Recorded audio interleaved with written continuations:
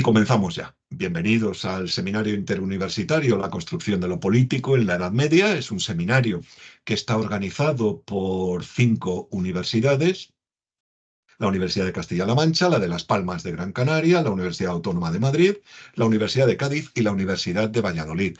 Por 5 profesores, o 6, que somos especialistas en teoría política, mundo urbano, construcción de lo político, y que a través de aquello de aquellas investigaciones en las que nos concentramos en estos momentos, pues pretendemos trasladaros algo de aquello que estamos investigando. Evidentemente con un nivel de alta divulgación pensado para alumnos de universidad que están en formación y que evidentemente pues en la carga completa de lo que podríamos contar pues no satisfaría su capacidad de comprensión. Es decir, reducimos un poquito la carga para hacerla más comprensible.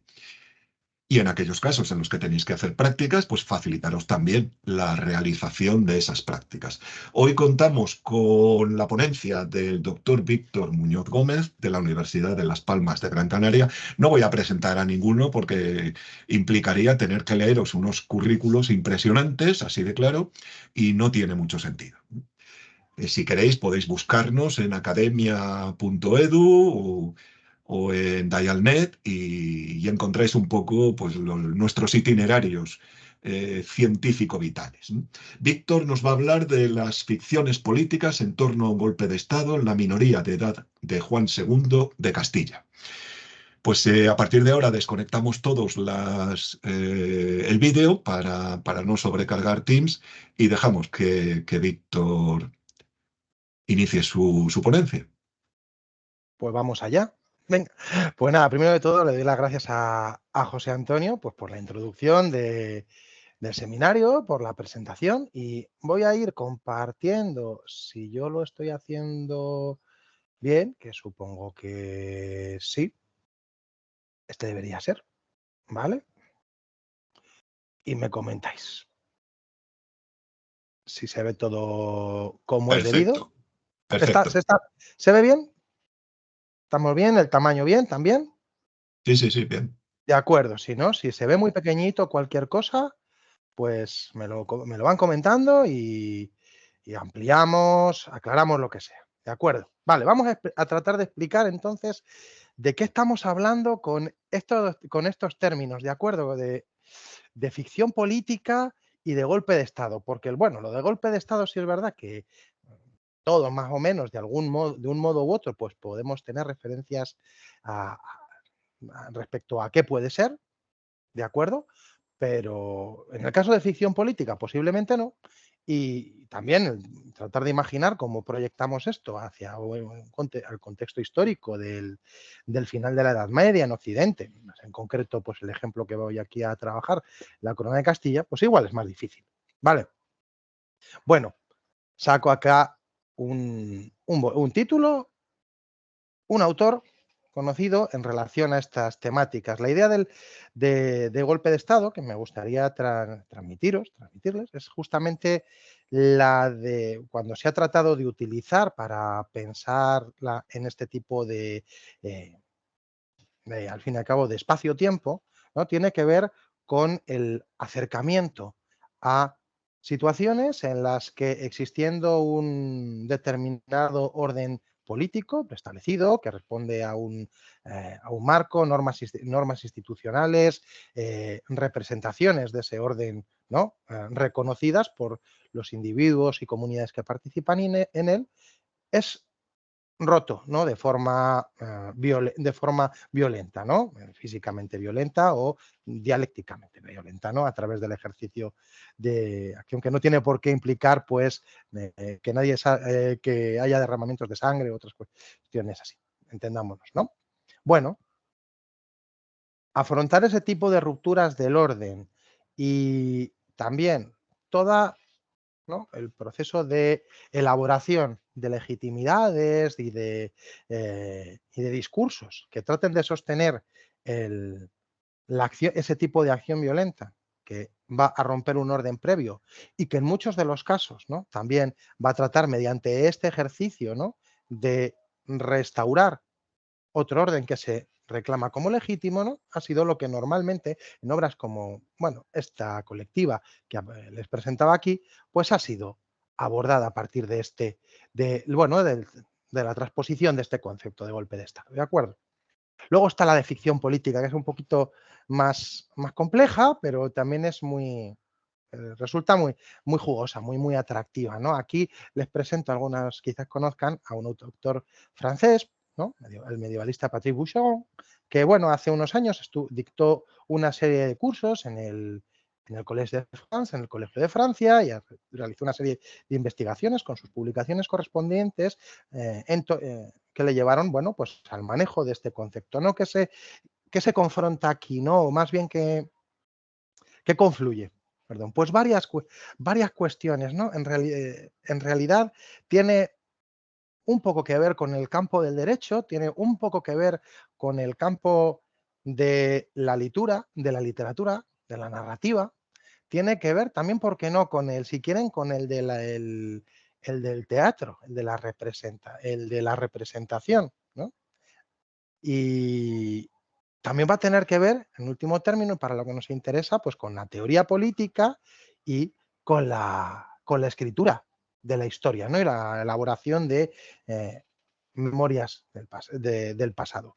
¿Por qué? Porque en buena medida se basa en la utilización de determinadas técnicas y procedimientos para hacer de aquello que no es real, que no es verdad, si lo pensamos en términos de terminología del derecho, pues hacerlo realidad, que lo que no es verdad natural se pueda convertir en ello y pueda generar forma de ley, ¿no?, que se construya la realidad con ello, ¿no?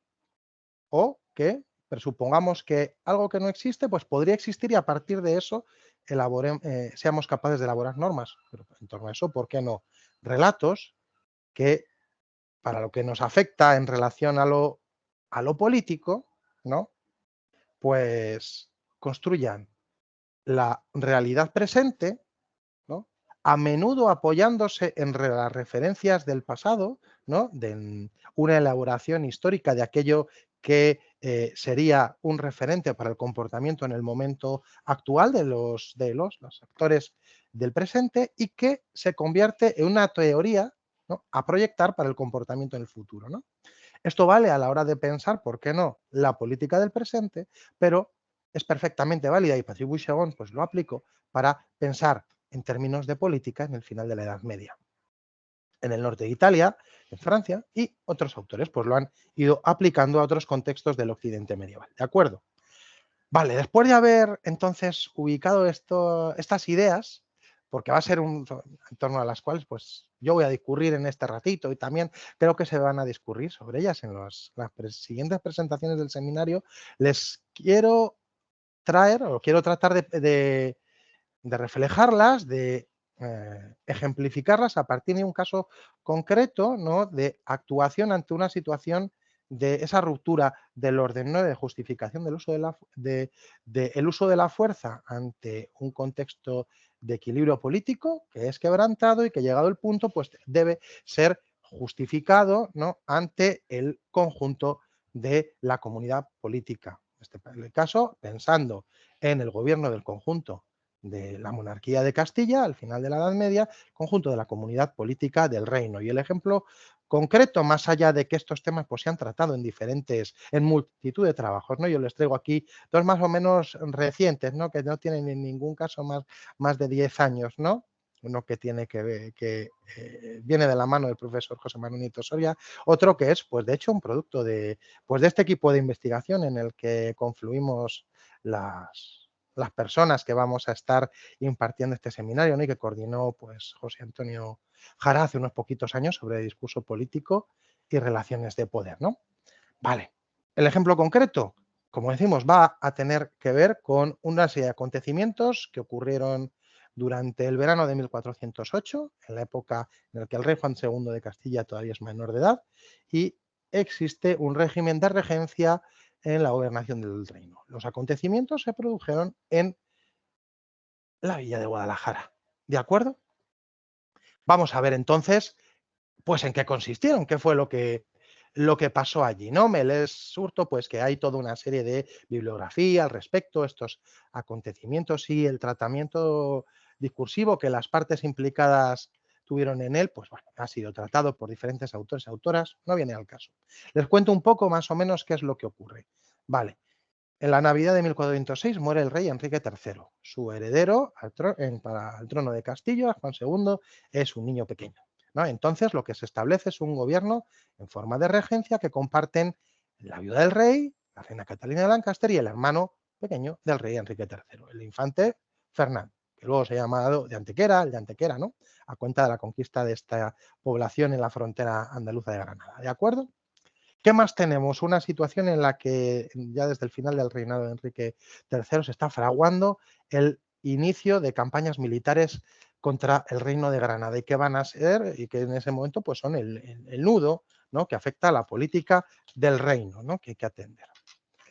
¿Qué va a ocurrir? Bueno, la situación en principio dentro de las regencias de concordia entre las partes hasta que se empieza a deteriorar y finalmente a pudrir a lo largo del invierno y sobre todo durante la primavera de 1408. En el año 1407 se ha lanzado una campaña contra Granada, está globalmente fracasado, ha tenido unos resultados bastante discretos y sobre todo durante la primavera de 1408, cuando se reúnen cortes en Guadalajara, se van a manifestar muchas de las tensiones entre los regentes y los diferentes facciones existentes en la corte que apoyaban a cada uno de ellos. Y básicamente la que se articula alrededor de la reina Catalina de Lancaster va a acusar al infante Fernando de una gestión irregular, incluso de la malversación de fondos dirigidos a la financiación de la guerra contra Granada. La situación, como digo, se va deteriorando hasta que la crisis va a estallar ya para el final del mes de junio, cuando desde la frontera pues lleguen toda una serie de compañías armadas al mando de Fadrique Enríquez, conde de Trastámara, otro pariente real y que había sido dejado pues como gran capitán de la frontera por el infante Fernando allá, y a su vez se produzcan toda una serie de disturbios callejeros entre las comitivas armadas de diferentes aristócratas, diferentes nobles que estaban asentadas en la ciudad en la medida en la que se estaban celebrando cortes y bueno, la corte real y la persona del rey estaban posando allí. Esta situación es aprovechada por el infante Fernando para trastocar el orden de relaciones con la regente, establecer toda una serie de negociaciones con ella, tratando de imponer pues el cambio de relaciones, y esto se terminará concretando cuando para 1408 los principales consejeros de la reina, por una parte, y por otro lado los principales valedores dentro de la corte pues de Catalina de Lancaster, de ella misma, terminen siendo expulsados y sea el infante Fernando quien quede en una posición de franca hegemonía en el control de la regencia. ¿De acuerdo? Vale, todo hasta aquí, bien, ¿no? Controlado.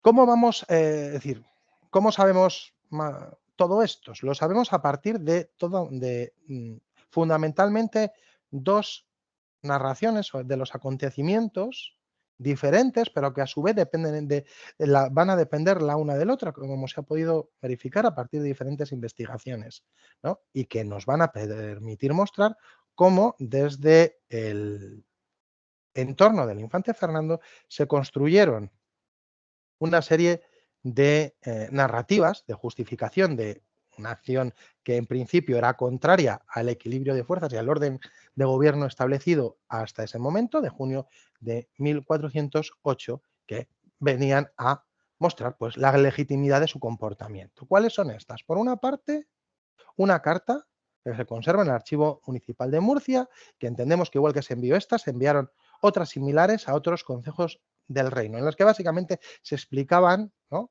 Ahí a finales del mes de septiembre de 1408, el desarrollo de todos los acontecimientos, bueno, los principales y los que se entendía que eran señeros, ¿no? En la gobernación del reino desde la muerte de Enrique III. Y luego tenemos una narración de tipo historiográfico, ¿no? La crónica dedicada al reinado de Juan II, en la que también se nos narran estos acontecimientos. Claro, estos se fueron elaborando progresivamente en diferentes fases durante al menos una decena de años, durante la década de 1410 hasta principios de la década de 1420, ¿no? Y aquí lo que vamos a encontrar es que en un relato en el que evidentemente pues lo que predomina es una visión positiva, incluso mm, casi un panegírico, ¿no?, de la actuación del infante Fernando al frente del gobierno del reino, ¿no? Vamos a hallarnos con una evidente utilización de documentación original emanada, ¿no?, de diferentes oficios burocráticos de la corte, ¿no?, para la articulación de este relato de tipo historiográfico. ¿De acuerdo? La idea es esa, que entendamos que los dos están interconectados entre sí, se irán modificando y veremos cómo a lo largo del tiempo uno bebe del otro, cómo se interrelacionan, cómo se enriquecen y cómo pretenden además cosas diferentes cuando están dirigidos uno al tiempo presente, otro hacia la posteridad. Uno frente a ese auditorio que son los concejos urbanos y por tanto una parte fundamental de la comunidad política del reino, ¿no? El otro, el conjunto de esa comunidad política del reino, no en el presente, sino aquella que vendrá para un futuro. ¿De acuerdo? Hablamos de eso, de cómo se construye también memoria histórica. Vale, pues vamos a ver entonces, lo que les voy a mostrar es toda una serie de argumentos y voy a analizar elementos de discurso y, es decir, terminología, vocabulario que aparece fundamentalmente en el documento, en la carta y que luego eh, se transpondrá, no siempre, en algunos casos les iré señalando, dentro de la crónica, ¿no? Básicamente veremos lo siguiente. Un primer elemento, que es la insistencia en que, en que un valor a tener en cuenta y que es preconizado por el infante y de alguna manera se entiende que debe también estar integrado dentro de ese discurso regio, por eso aparece en la crónica, es el de la unidad de aquellos miembros de la parentela, aquellos parientes del rey que gobiernan el reino, en este caso los regentes. ¿Y cómo se hace esto? Pues a partir de una serie de metáforas, ¿no?, símiles, y también con el uso de un determinado vocabulario. Ese tipo de referencias, por ejemplo, tienen que ver, ¿por qué no?, también con el lenguaje, con pasajes bíblicos, evangélicos, en las que la persona del rey Enrique III, la reina Catalina y el infante Fernando se asimilan en términos de parentesco como, ¿no?, esposos, como madre e hijo, como hermanos entre sí, ¿no?, y que de alguna manera, ¿no?, nos permite reconocer la relación entre Jesucristo, la Virgen María y San Juan, ¿no? Esto también nos está hablando, ¿por qué no?, de un entorno de producción eclesiástico, ¿no?, del discurso elaborado en esa carta. ¿Vale? Luego de algunos conceptos, como la idea de regir entre ambos o ambos apartados en uno, y que tiene mucho que ver con otro discurso, con otra terminología que es la de regnantes en uno y que otra colega, Diana Peláez, recientemente pudo rastrear y analizar como vinculada a, ¿no?, a la imagen conjunta, ¿no?, del matrimonio regio del rey y la reina dentro de la corona de Castilla, ¿no?, como, o sea, como es una unidad simbólica en el gobierno del rey, ¿no? De alguna manera, esto está asimilado y proyectado. Vale. Vamos un saltito más allá. Luego hay una serie de argumentos, pues, como decimos, para justificar por qué el infante Fernando actúa como actúa, ¿no? ¿Y qué van a tener que ver? Primero vamos a encontrarnos toda una serie de acusaciones y de reproches contra la reina Catalina. ¿En qué orden? Básicamente tienen que ver con tres aspectos. Con que, llegado el punto, él había apoyado, el infante, a la reina, ¿no?, cuando ella pretendió, tras morir Enrique III, mantener la guardia, ¿no?, la tutela y la crianza del rey niño, de Juan II, cosa que en el testamento de Enrique III se había dispuesto de un modo completamente diferente y no se ponía en manos de la reina, ¿de acuerdo? Por otro lado, que la reina había dado pie y había presionado todas esas demandas contra la gestión militar y también económica de los recursos dedicados a la guerra en la frontera de Granada, ¿no? Incluso, pues, solicitando pues, jueces para dirimir esas diferencias en estos aspectos entre ambos regentes y que contradeciría esa idea de, ¿verdad? Como indicábamos aquí previamente, ¿no? De, de regir ambos apartados en uno. ¿De acuerdo? Por fin, insistiendo en esta idea de que en el fondo tiene que ver, de la desconfianza, ¿verdad? Diferentes situaciones en las que se manifiesta que la reina Catalina habría exigido una serie de garantías en formas de cartas de seguro, un tipo documental concreto por el cual alguien se compromete a, bueno, darle seguro frente a todo mal, a evitar que se le ejerza ningún tipo de daño en determinadas situaciones, ¿no? Una directamente ante la expectativa del traslado del rey y de la reina madre de Guadalajara de vuelta hacia Segovia, por recelo frente a todas las compañías armadas que habían llegado a Guadalajara. Por otro lado, la petición de cartas de seguro contra algunos de esos grandes nobles de la corte que se habían ido posicionando, ¿no?, del lado de la reina Catalina.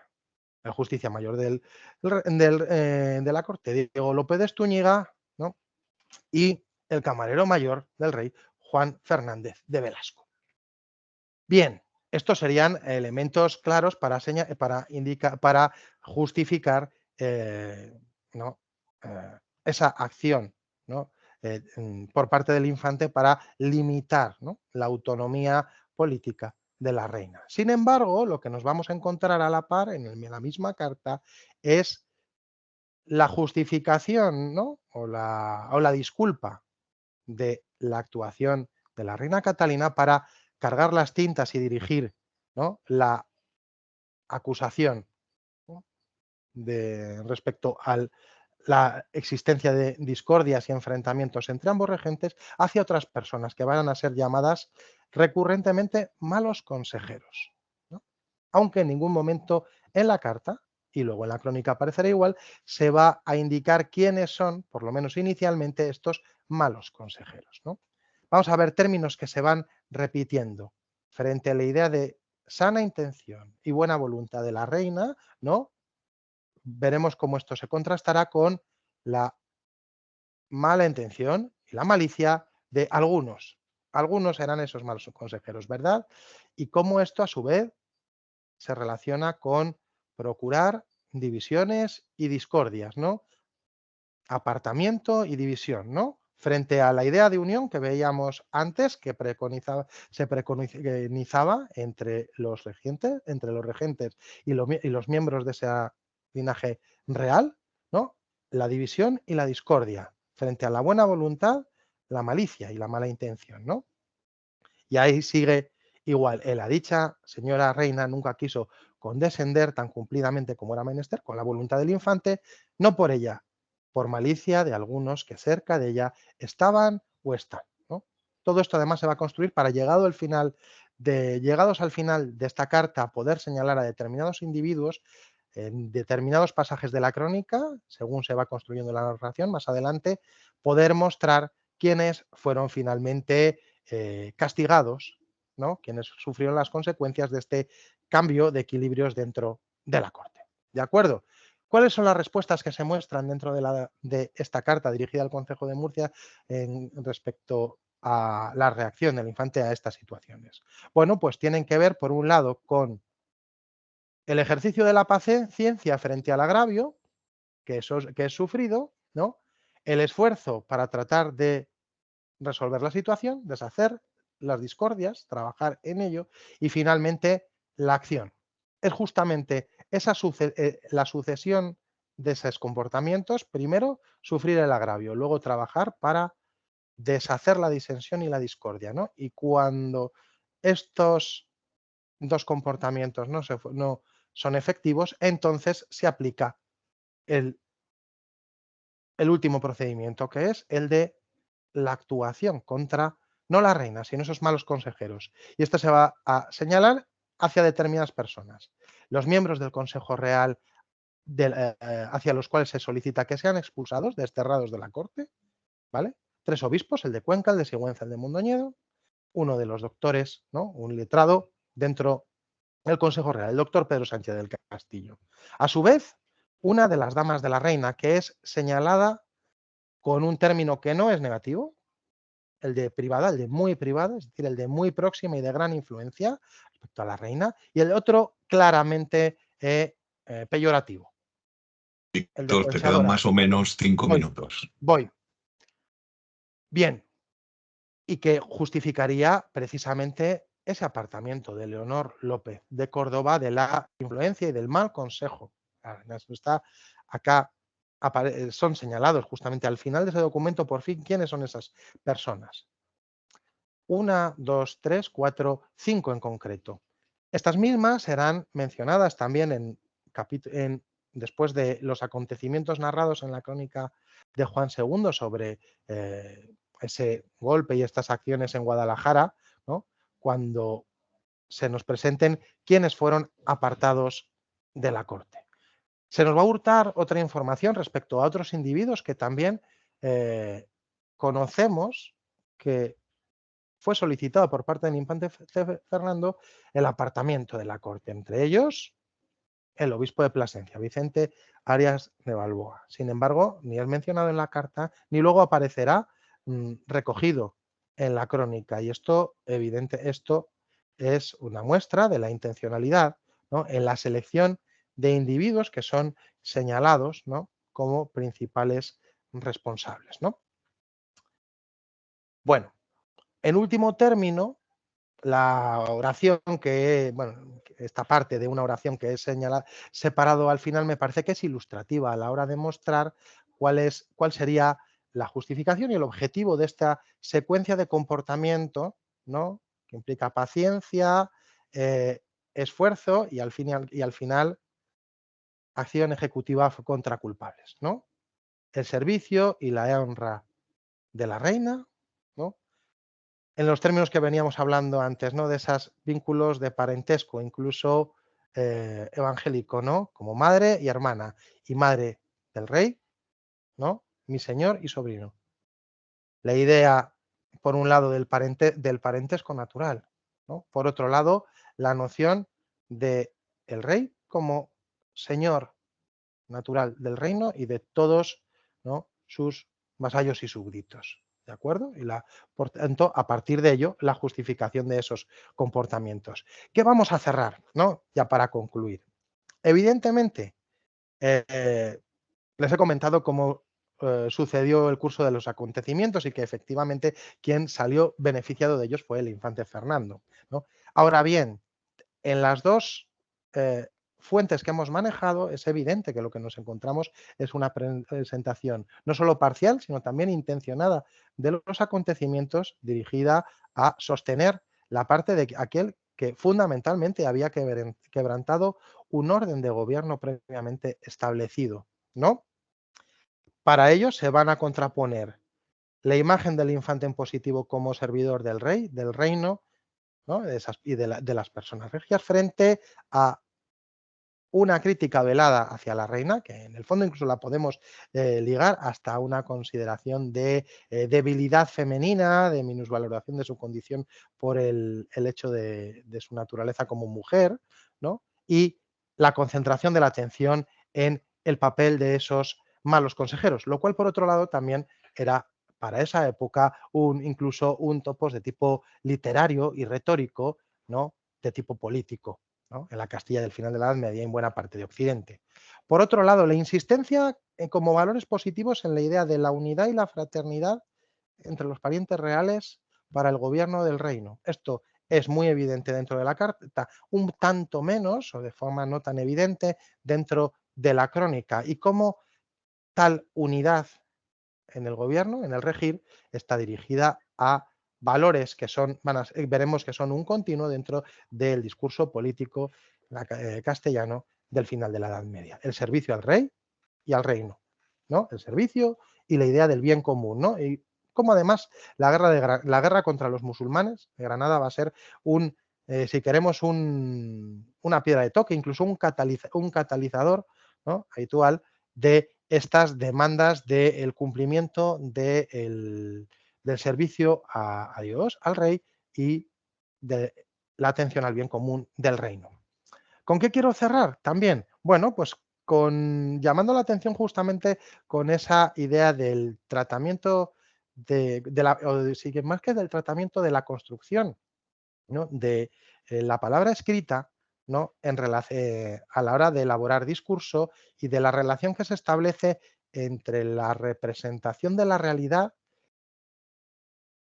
la frontera que existe entre ella y la ficción, ¿no? Y la capacidad para construir la verdad histórica a posteriori, que justamente, llegado el punto, sirva para generar imágenes de, por un lado, realidades del pasado, que quizás no fueron tal y como no son narradas, pero que sin embargo admitamos como valederas y que sean las que pasen a la posteridad. Por otro lado, que tales hechos del pasado y tales modelos de comportamiento político y valores políticos se conviertan en modelos de actuación para la política de el tiempo futuro, ¿de acuerdo?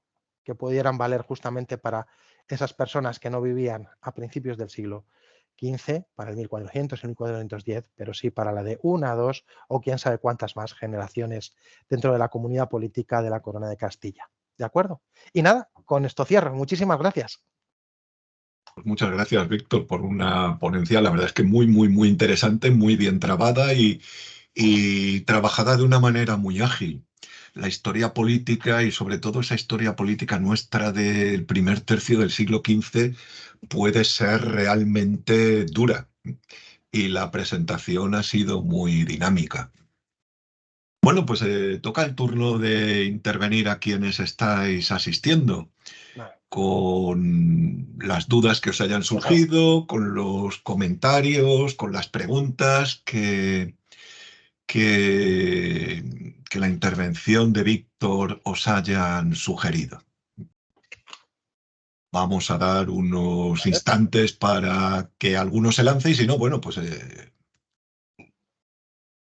intervenimos nosotros. Vamos a ver.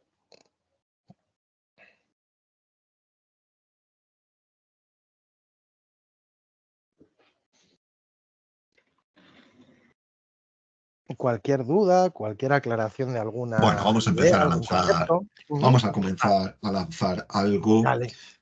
Comenzamos por algo, por una parte que a mí me entretiene mucho, me divierte, porque la historia y el análisis histórico no tienen por qué ser aburridos. Nos divertimos con ello, lo pasamos bien.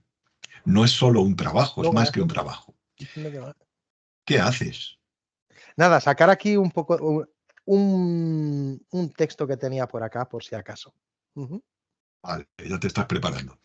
Eh, Sí. mi comentario va en el sentido de la consideración, la conceptualización, el análisis de lo político desde esa perspectiva que examinaste al principio, esa perspectiva de la representación, el análisis en escenas, el análisis considerando la acción política como una obra de teatro. Bueno, no exactamente como una obra de teatro, porque no lo planteamos así, pero sí como objeto de un proceso de teatralización, del que en muchas ocasiones son plenamente conscientes los propios historiados.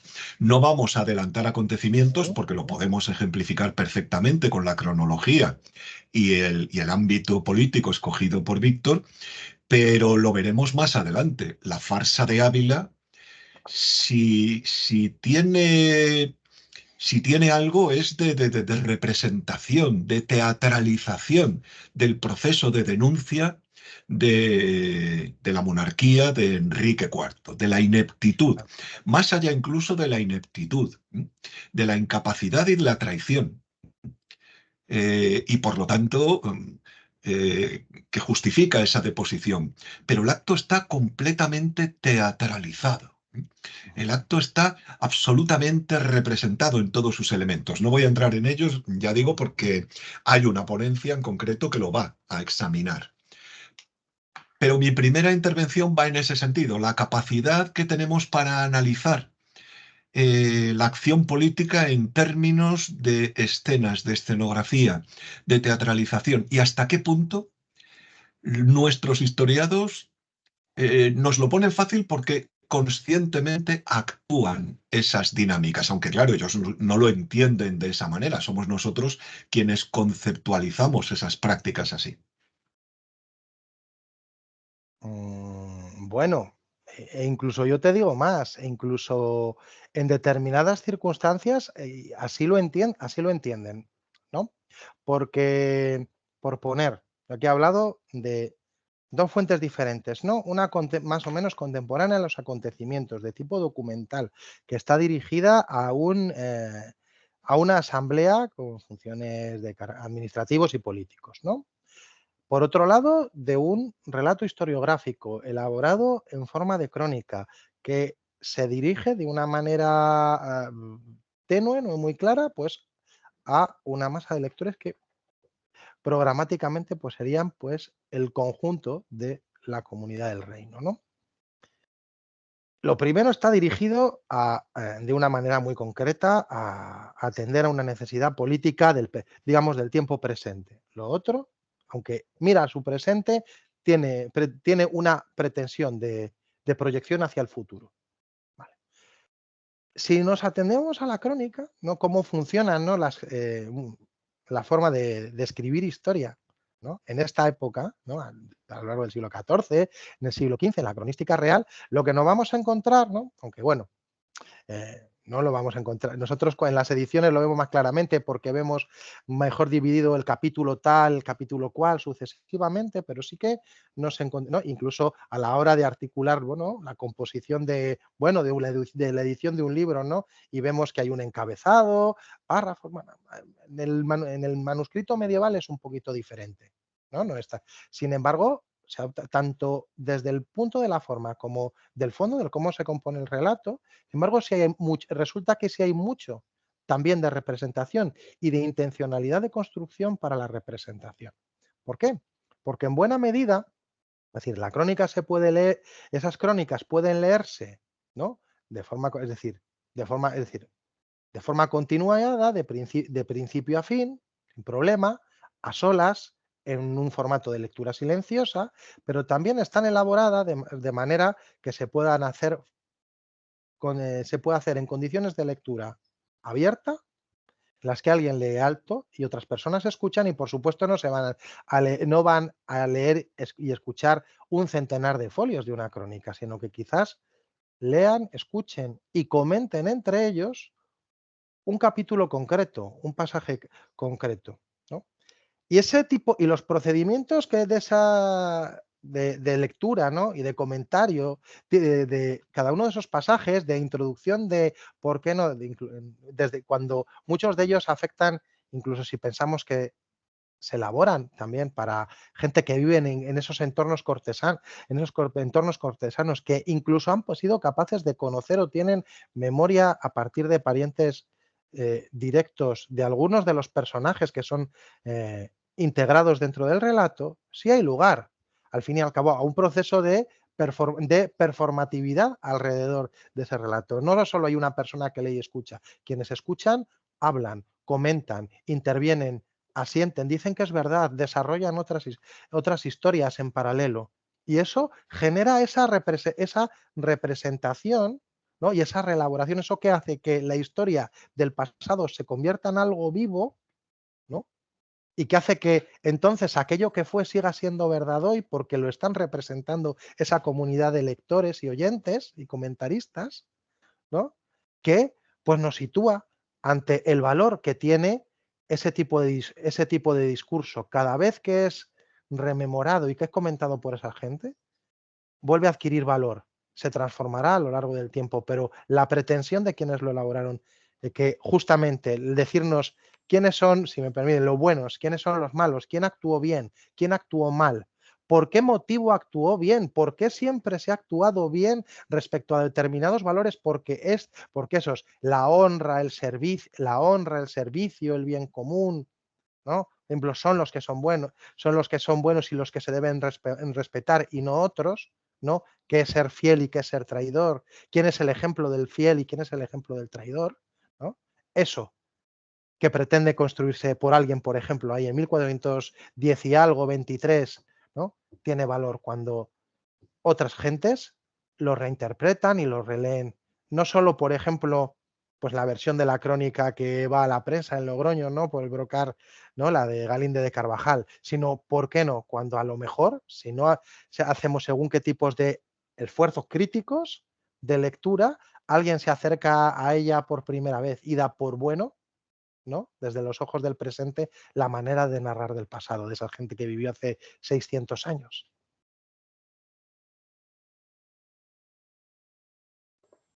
Gracias. ¿Alguien quiere intervenir? ¿Quiere comentar algo sobre ficciones, sobre representaciones? Claro, la representación no impacta solo en el presente. El objetivo es que impacte en el momento en el que tiene lugar. Y la representación puede ser ordinaria o puede ser extraordinaria. Yo tengo en Cuenca un regidor que acaba de incorporarse al regimiento, es la máxima autoridad de la ciudad, y tiene que hacer un acto de ejercicio de poder, una manifestación, para que la comunidad de vecinos de Cuenca lo vean actuar como regidor en Mm. su primer acto. Y se va a caballo por la ciudad. Nadie iba a caballo por la ciudad por varias razones. La primera, porque en la ciudad no podías mantener un caballo. Los caballos los tenías en la aldea, donde tenías tus tierras, tus campesinos, tus granjas. ¿Eh? Allí cuidaban de tu caballo. Porque la ciudad es empinada, cuestas arriba, cuestas abajo. No es lo habitual. Pero claro, él quería expresar poder. Representa ese poder acudiendo a caballo y no a pie, como era lo ordinario, a poner el precio de un producto. Y no de cualquier producto. Yo creo que fue escogido a propósito. Aunque si no fue escogido a propósito, da igual, porque el acto en sí de representación formaba parte del proceso. Preguntarle, en este caso a la vendedora, a cuánto estaba vendiendo el producto, porque el regimiento tasaba los precios. Y cuando la vendedora le dice el precio, el otro contesta que bien, que siga cumpliendo con la norma. Lo que estaba vendiendo, valga la redundancia, la vendedora, era un producto que venía de fuera de Cuenca, naranjas. Es extraordinario porque forma parte de una dieta más elitista que comunal, más elitista que, en fin, la naranja que hoy consideramos que es una fruta usual, en la Edad Media, fuera de los lugares productores, era un artículo de lujo. Es decir, que estaba también declarando a través de la elección del bien sobre el que preguntaba el precio y para el que confirmaba el precio en su función de regidor, estaba utilizando un artículo de lujo. Todo actúa en términos de representación y lo escenifican y es muy bonito, la verdad. Es que leer y verlo desde esa óptica. ¿Nadie se anima? Yo tengo una pregunta. A ver si puedo poner la cámara. Víctor, Nuria tiene una pregunta para ti. Bueno, Dale. O sea, me gustaría que profundizaras un poco más, o sea, tampoco no es una pregunta muy concreta. Bueno, al hablar de los malos consejeros, bueno, me interesa mucho la figura de Leonor López de Córdoba. Entonces quería saber si querías hablar un poco más sobre ese tema y sobre las diferencias que podía haber en la representación de unos y otros. Bueno, ya nos has hablado un poco del argumento de cohechadora, ¿no? De Leonor López de Córdoba, pero por si podías profundizar un poquito en eso. Mira, hay que partamos de una cosa, ¿no? Porque es verdad que, es decir, tampoco es decir, para los pasajes que afectan a estos acontecimientos concretos, ¿no? De esa toma del poder en Guadalajara, ¿no? Y al final, pues del acatamiento que termina haciendo de la reina Catalina de la imposición, ¿no? De su cuñado. Bueno, lo que nos vamos a encontrar por cómo se formaliza la presentación de los acontecimientos en la carta, que tenemos que tener en cuenta que nos hallamos ante un documento extraordinariamente excepcional. Ese tipo de elaboraciones no son habituales. Tenemos que entender que la necesidad por parte del regente de obtener una sanción por parte de las ciudades, de las villas y ciudades del reino, ¿no? A una actuación que podía ser considerada como claramente ilegítima, ¿no? Requiere de ese tipo de explicación, ¿no? Tan excepcional. Y como digo, en toda la narración, solo al final se termina hablando de fulano, mengano, zutano. Y la única mujer que aparecerá, Leonor López de Córdoba, ¿no? Y ahí es donde los dos términos puro y duro, no se extiende en demasía en ello. Se entiende que ella, evidentemente, no es, no es un consejero, entendiéndose porque diferencia. Quienes están dentro del Consejo Real. Ella no está dentro del Consejo Real.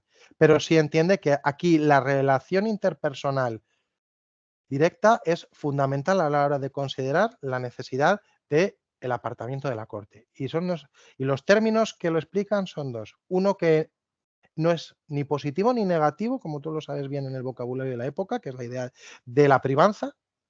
La privanza, en según qué términos se puede considerar ¿no? una condición perfectamente favorable, incluso deseable para quien accede a los negocios públicos del reino, ¿no? Puede ser muy negativa si se puede justificar que se están utilizando, ¿no? en contra, ¿no? del servicio del rey y del bien común de toda esa comunidad del reino, ¿no? Y justamente eso con lo que se carga es con ese único término, el de cohechadora, ¿no? El de utilizar esa posición de la privanza de manera ilegítima y contraria a lo que se entiende que es el buen hacer y el deber de el consejero, ¿no? De toda esa figura, ¿no? Que es justamente la de el buen consejo y también de la acción desinteresada respecto al señor, la señora a la que se aconseja. En la crónica, bueno, pues justamente para los pasajes que tienen que ver con los acontecimientos de Guadalajara, pues directamente pues no se trata gran cosa. Hay hay un interfaz de varios capítulos en los que se tratan otros asuntos y un poco más allá será donde encontremos la mención a cómo esos tres obispos, ¿no? De los que hablábamos antes, más Leonor López de Córdoba, salieron de la corte. Incluso uno específico donde se le trata de manera concreta. Y la impresión en el conjunto de la narración, sin embargo, es muy diferente a la de la carta. En la carta está perfectamente articulado ¿no? la relación entre la situación previa, acontecimientos, consecuencias de los acontecimientos, ¿no? Y acá, ¿no? Esa expulsión, esa separación de la privanza de la reina de Leonor López de Córdoba queda totalmente en el aire. Es difícil establecer por qué se coloca en ese punto y cómo dialoga con el resto de la narración. Ahí sí, Michel García en la edición última ha tratado de explicarlo un poco más y tiene que, en buena medida, se vincula a la impericia en la elaboración narrativa, ¿no? de ese producto. En otros de los casos, pues quizás pueda tener que ver con el resultado de que determinados pasajes no hubieran acabado, llegado a la versión definitiva que debería haber alcanzado la narración cronística y que aunque, bueno, quizás hubieran debido ser eliminados, quizás hubieran debido ser reordenados y reorganizados, pero francamente ahí no lo sabemos. Es mucho más interesante cómo se relabora, ¿no? acerca de la figura de Leonor López de Córdoba en otros textos, ¿no? Y se profundiza sobre ellos, por ejemplo, aquellos que están más vinculados al entorno de Catalina de Lancaster, a toda esa línea de raíz petrista en la corte, que en estas elaboraciones escritas que están directamente vinculadas, ¿no? Por un lado, a la gestión del gobierno del infante Fernando, por otro lado, a lo que se pretende que sea la versión oficial de la construcción de memoria histórica del reino y de los reyes de Castilla. Muchas gracias. Muy completo. y si le dejas, más completo todavía. No, ni nada. Ay, señor. Bueno, ¿no tenéis ninguna duda, ningún comentario, algo? A ver, Miguel Ramos, tenemos constancia Alguno. de si esta... Un momento que se me ha ido el Mira, a chat. ver, mira, a ver. ¿Tenemos constancia de si esta representación en concreto fue utilizada como argumento legal o como un recurso cronístico aplicado a una situación futura similar? A ver si yo te... bueno, También podéis intervenir vía chat. ¿Mm? ¿cuál en concreto? Por decir, es decir, la utilización de es decir, la utilización de determinadas referencias como la de la búsqueda de la concordia entre el rey y sus consejeros. Sí, continuo. Eso es un argumento que se utiliza habitualmente. De hecho, perdona, lo que se denuncia en muchos casos con Juan II y con Enrique IV es lo contrario, Lo que el contrario. rey no está en concordia con sus consejeros. Claro, esa continúa. Mm. Que, por ejemplo, durante todo el reinado de Juan II, es decir, lo deseable, incluso lo preferente de esa condición de unión de los parientes de esos parientes del rey con el propio monarca para el gobierno del reino, de sus primos, de Juan II con sus primos los infantes de Aragón, totalmente, por parte de la facción que se articula en torno a ellos, de manera continua. Esa debería ser el modelo ideal, ¿no?, de gobierno. Claro que se maneja.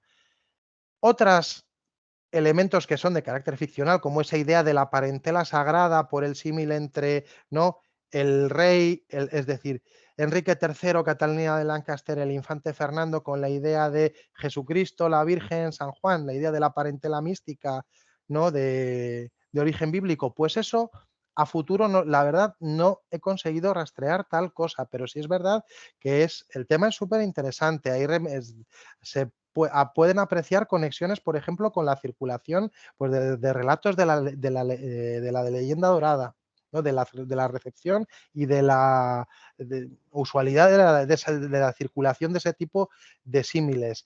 Y estoy tratando de localizar si efectivamente hay otros contextos, ni en Castilla, sino en otros ámbitos del occidente en la época en el que se utilicen se utilice este tipo de recursos, porque me hace muy extraño que quien lo introduce dentro de esta carta lo haga de manera absolutamente original, incluso que su única influencia sea la lectura de los evangelios y decir, pues aquí se dice, yo lo copio igual. No, probablemente está manejando otro tipo de modelos que a mí se me están escapando, pero que si se introducen es porque eran perfectamente reconocibles para el público que iba a escucharlos cuando se leyera esa carta y viera que sí, que ese orden del gobierno terrenal respondía también al del orden divino, ¿no?, que representaba al fin y al cabo, ¿no?, la venida de Jesucristo a la tierra, ¿no? Así que veremos a ver qué sale.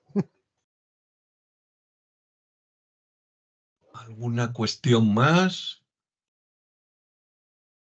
¿Alguien se anima? Si no, pues ya están casi a punto de dar la Empezamos. una y lo dejaríamos. ¿Mm? Bueno, pues si no hay más intervenciones, Víctor, te damos las gracias por la ponencia, Listos. por la charla, por las respuestas. Y Sí. nos veremos la semana que viene con la ponencia de Óscar López Gómez de la Universidad de Castilla-La Mancha en Escándalo del Pueblo, la figura del alborotador y la quiebra de la paz pública en la Castilla bajo medieval, que tiene visos de entretenimiento, igual que la de hoy. Insisto, la historia no tiene por qué ser aburrida. De hecho, los 5 aquí presentes nos lo pasamos genial con ella. Por favor, sonreíd para que parezca que efectivamente nos lo pasamos bien. Cuando no nos Bueno, llaman a comisión, sí. bueno, pues nada, os despido agradeciéndoos a todos la asistencia y la participación. Y os emplazo para la semana que viene a la misma hora y en el mismo lugar, que es muy fácil, cada uno donde pueda, mientras Teams nos lo permita. Un saludo a todos.